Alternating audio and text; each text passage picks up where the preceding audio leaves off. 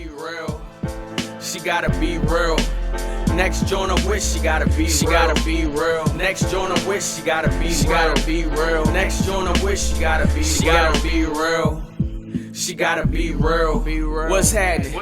I'd like to welcome everybody to a Geniune Perspective, an open dialogue forum, good conversation. Come talk to us. What's that? Show of intent. Get my all, we're moving slow like uphill wind sprints. You and I, something different. I can see the. Y'all still with me? Let's talk. Try and pique your interest. I'm for the moment, only living for the now strictly. Come underground with me. All right, we back. Nate Robinson. Yeah. We're gonna stop this fight, no matter what.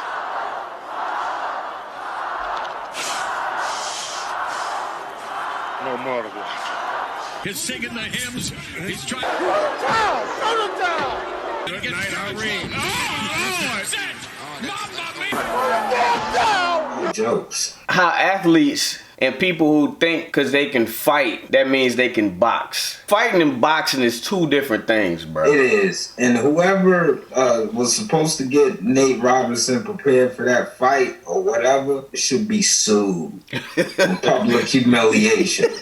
The whole fight, I was looking at Nate like, yeah, you're not ready for this. It was disgusting. It was bad. Dude, it could be one of them cases where you're not a professional fighter. I don't know if you have any training in fighting or if you sparred or did anything like that. But it's different with a trained fighter, bro. Like they say, you go in there with a plan till you get hit. And now you're going to revert back to what you know, which is, all right, this dude got me with the hands. So that means I need to scoop this dude. Like but boxing now, you go stand up and take it, bro. Like you better figure it out. Yeah, I didn't see what you guys said, but well, I didn't see that particular bout. But to TJ's point, man, I mean, I've spent significant time fighting, in the ring, out the ring. You're right. I don't know how much sparring time that Joker put in, but he probably did more mitts, bag, right? Maybe shadow boxing, and all that feels great. It looks good, right. Until you actually have to put together your footwork when somebody in front of you moving around, and where you used to just slipping and dipping, and all of a sudden somebody touching you in your forehead and your nose. Word. You change up your whole damn perspective. Word. So Blizz, watch this. I ain't never fight, but I watched the fight. This was my take on Nate's whole plan. So Tyson, his whole career, been smaller than everybody he fought. You know what I'm saying? Some kind of way Tyson is able to get inside and just light dudes up. Mm-hmm. Nate was way smaller than this dude, and he kept rushing him like he was gonna get inside and pull a Tyson, but he kept getting lit up. It was bad. Logan, if he was a more solid fighter, that fight would have been over way before that, because Tyson back in the days when he would come in, he had his dip game. You know what I'm saying? Like, and he would get there. And if Paul knew how to could time it just right, and I'm sitting there like, yo, come on, man. That is a byproduct of a lack of experience. And I guarantee the people that prepared him, they probably drilled in his brain, yo, get inside. You gotta do your work inside. Right. So forget about how you get there. Once you're in the ring, you're on your own, at least for 2 to 3 minutes. You know what I mean? Then you can come back to the corner and get some instruction. But once you're in that ring and that bell go, you got to get busy. So all he remembered is get inside. And he just blitzing. He's trying to get inside. Like, I'm thinking he sparred with like his buddies or people not bigger than him. Because this dude's significantly taller than him. People may have took it light on him, man. I put my daughter through a martial arts system. I never went through a martial arts system from no sash to black sash. I spent some significant time in different little cults and groups of training. So I never sat through a whole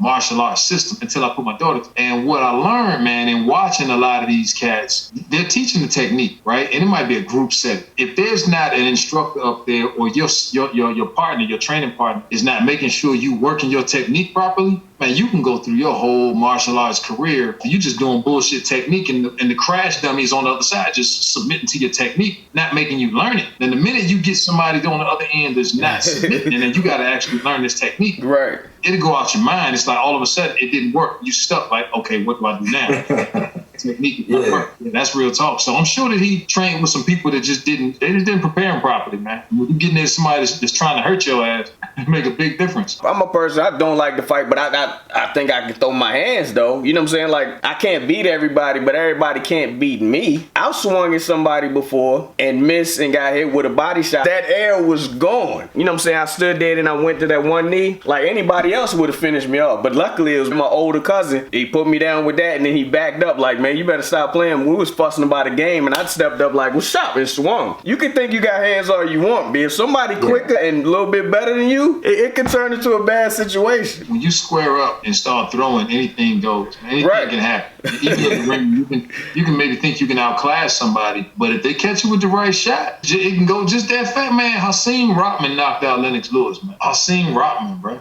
Like, he dropped him. He hit him, and it shook his ass up, and he couldn't recover before the 10 count. It happens. It happens to the best of us, man. So later on, just good. Matter of fact, I'm gonna pull up the joint and send you a link to. You can watch it on YouTube. You can see after that knockdown in the second round, Nate ain't want to continue. Tone, you looked at his face right before the real knockout. Yo, you look at his face. He ain't want to continue. He knew he ain't had nothing for this dude. But I thought he thought what I got myself into. And you can see it on his face. You can see it on his face. In the ring, period. Because that ain't nothing light to be taken right there on national television. Word. He didn't imagine it was gonna play out like that.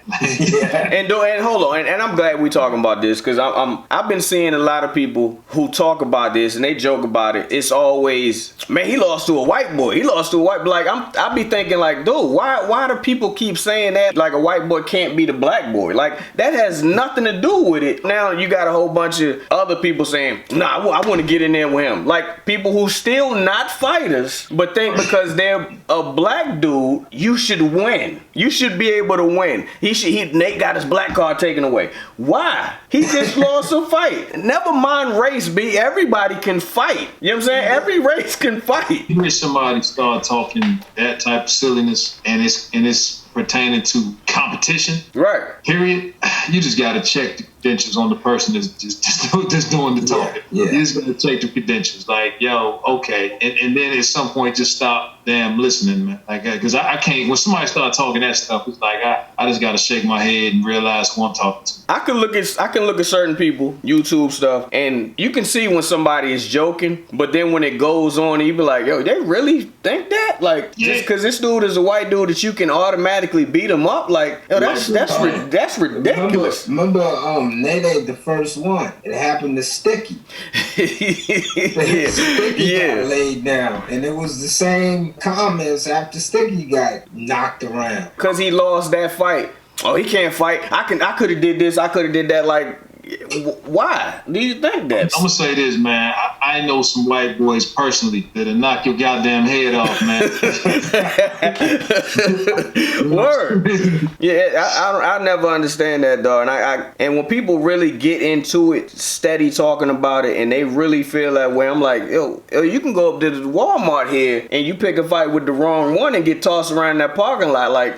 Y'all trip. Don't get it twisted. Yeah. I understand it. The people saying that are stupid. They ain't no fighting. That's damn true. It's a stupid statement by stupid people. It makes no, like you said, T, anybody, any given day. What? Get out of here. Dude, man, Blizz, we done talked about this before. Like I said, I'm not one who walk around thinking I can beat everybody up. But when I go into a room somewhere, people in the energy of the room still sizing up how people move, everything. Ain't even got to be involved with you. You know how we talk, Tone. Anything can go left for no reason. When we at the ball court, you talking trash. You at your homeboy house and it's other people over there and y'all talking trash. You never know how somebody gonna take something. I'm sizing everybody up all the time. Just in case something go wrong, you can see how this dude move. When you dapping the dude up, you can see if he's solid or not. You know what I'm saying? Just by dapping somebody up, you know, okay, he hit hard. You know what I'm saying? Nah, you got it's mindsets, man. Like Somebody a long time ago gave me the analogy that there's sharks in the world, then there's dolphins in the world. Word. When you see life through the eyes of a shark, you better be sizing up everything around you. Yeah. Dolphins tend to just play and mess around and goof off all the time. Word. You can honestly go somewhere and you ain't looking for no trouble, no smoke. Even to this day, you know, I still go into my little spell. And it's funny because I was hanging out with a cousin of mine one time, it was years ago. And my cousin, man, this cat, he might be 5'7", 5'8". He might be 160 pounds. This dude is dynamite, bro. He got dynamite in both hands, man. He just will put you to sleep. Here's the thing, man. Me and this guy, we be hanging out with no words said. I remember one time specifically, we just would hang, and I'm looking at him, and I'm looking around. I said, man, I just feel like chin checking one of these suckers.